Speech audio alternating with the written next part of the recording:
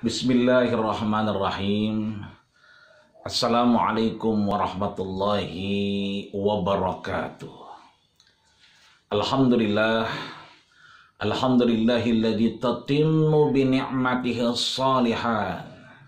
Wassalatu wassalamu ala sayyidis sadat wa ala alihi wa ashabihi ahlal fadaili wal karamat.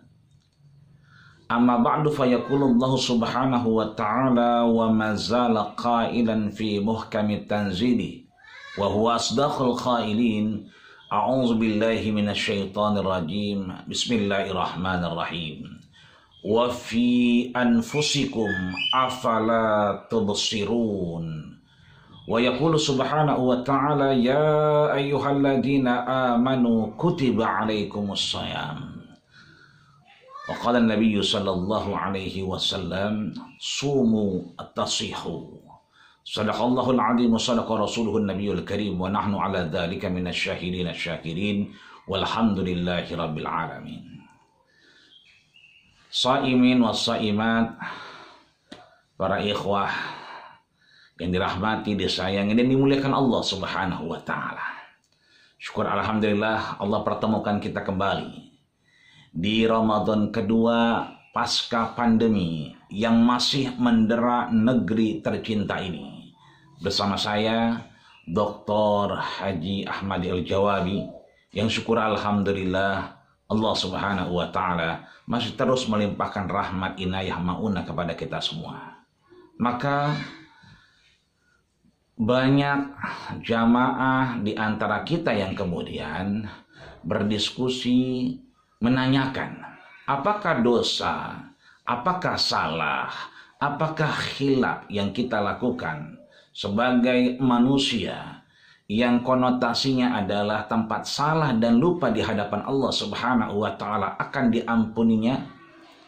Termasuk saya membawa dosa, kesalahan, kehilafan yang mohon maaf lahir batin tiada tara. Boleh jadi as-saimin as-saimat yang mungkin pernah melakukan kekhilafan di hadapan Allah Subhanahu wa ta'ala. Begitu berharganya ma'unah magfirah dari Allah Subhanahu wa ta'ala. Begitu kita sangat merindukan ampunan dari Allah Subhanahu wa ta'ala. Maka Allah jawab dalam surat Adz-Dzariyat di ayat 21, Allah mengingatkan kita, wa fi anfusikum afala tubsirun. Sesungguhnya semua jawaban atas ampunan Allah Subhanahu wa ta'ala sudah Allah goreskan, Allah tetapkan, Allah berikan jawabannya di dalam diri kita. Wa fi anfusikum, fi di dalam, anfusikum dirimulah. Afala tubsirun, apakah kalian tidak mencermatinya? Apakah kalian tidak melihatnya? Apakah kalian tidak mengapatinya apa yang Allah telah anugerahkan? Maka Syekh Muhammad Abduh, seorang ulama kenamaan Mesir, beliau memberikan satu pemahaman. Ketika kita mampu menjawab ampunan Allah Subhanahu wa ta'ala dengan diri kita, maka kita telah diberikan ainul basirah, mata yang mampu mencermati, mata yang mampu mengamati hakikat dan posisi kita di hadapan Allah Subhanahu wa ta'ala. Maka orang-orang tasawuf kemudian memaknai bahwa pengampunan itu dimulai dari diri kita. Siapa yang kenal dirinya maka dia mengenal siapa Tuhannya. Siapa yang mengenal dirinya maka dia mengenal Rabbnya. Siapa yang tahu dan paham dirinya maka dia sungguh mengenal Allah Subhanahu wa ta'ala. Bagaimana mungkin kita bisa mengenal Allah Subhanahu wa ta'ala kalau diri kita saja kita tidak mengenalnya? Man arafa nafsahu faqad arafa rabbah. Siapa yang kenal dirinya maka dia mengenal Allah Subhanahu wa ta'ala. Maka pantas kemudian Syekh Muhammad Abduh dalam kitabnya Tafsir Al-Mannar, beliau memberikan 4 jalan untuk kita menjawab pengampunan Allah Subhanahu wa taala atas kekhilafan, kesalahan, atas sesuatu yang mungkin disengaja oleh kita dan itu sia-sia di hadapan Allah Subhanahu wa taala. Yang pertama, Allah Subhanahu wa taala mengajarkan kepada baginda kita Rasulullah sallallahu alaihi wasallam untuk melakukan satu kegiatan agar kita diampuni oleh Allah Subhanahu wa taala, yaitu dengan ahlu dzikri, ahlu mujalasati. Siapa itu ahlu zikri? Orang yang mengingat Allah Subhanahu wa taala.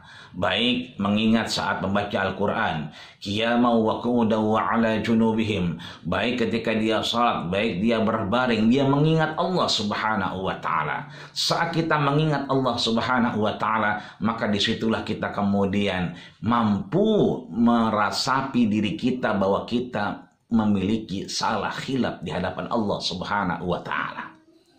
Ketika kita sudah ahlu dzikri, Allah sampaikan melalui baginda kita Rasulullah dengan hadis kursinya bahwa ahlu mujalasati, dialah teman Allah Subhanahu wa taala. Dialah teman dudukku. Ketika kita sudah dekat dengan Allah Subhanahu wa taala dengan mengingatnya, berzikir kepadanya, maka kita kemudian sedang menjadi teman Allah Subhanahu wa taala. Bahkan Rasul sampaikan, ainal ladzina tatajafa junubuhum 'anil madaji. Mana yang kemudian lambungnya jauh dari tempat tidurnya?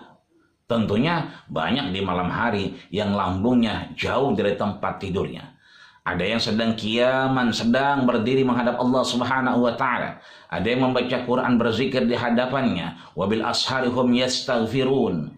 Di waktu saharnya menjelang sahur dia beristighfar minta ampun kepada Allah Subhanahu wa taala. Tapi di sisi lain ada yang sedang gol, sedang menyaksikan big match Barcelona lawan Real Madrid. Itu artinya bahwa tatajafa junubuhum, memang betul lambungnya jauh dari tempat tidurnya, tapi bukan berarti kita tidak mengingat Allah Subhanahu wa taala. Fayakumun, dan mereka bangun ketika ditanya siapa yang lambungnya jauh dari tempat tidurnya. Fayakumun, mereka berdiri. Fahum qalil, tapi sedikit yang akhirnya mengingat Allah Subhanahu wa taala. Ahlu mujalasati, menjadi teman Allah Subhanahu wa taala. Yang kedua adalah ahlu ta'ati, ahlu karamati. Mereka yang taat patuh akan perintah Allah Subhanahu wa taala, terus mendedikasikan dirinya beribadah kepadanya. Meskipun di masa pandemi corona, syukur alhamdulillah, yang tadinya di Ramadan pertama tahun kemarin kita tidak boleh melakukan aktivitas kecuali dari rumah, belajar dari rumah, beribadah dari rumah. Hari ini kita diperbolehkan dengan protokoler kesehatan, maka al-ibadatu fil haraj kahijratin ilayya. Beribadah dalam keterbatasan sungguh pahalanya seperti hijrah baginda kita Rasulullah sallallahu alaihi wasallam. Yang ketiga adalah ahlu syukri, ahlu ziyadati. Mereka yang sering bersyukur sesuai firman Allah dalam surat Ibrahim ayat ke-7. La in syakartum la azidannakum wa la in kafartum inna adzabi lasyadid. Sering kita bersyukur kepada Allah, maka Allah akan tambahkan nikmat kita. Maka kita sering mengingat Allah Subhanahu wa taala. Tidaklah kita mengecam Allah, menyalahkan Allah ketika tidak tercapai apa yang kita inginkan. Maka ketika kita sedang meminta, sesungguhnya kita sedang mengingat anugerah yang Allah berikan. Yang keempat dan yang terakhir adalah ahlul maksiyati la amna'uhu taubah. Ini luar biasa.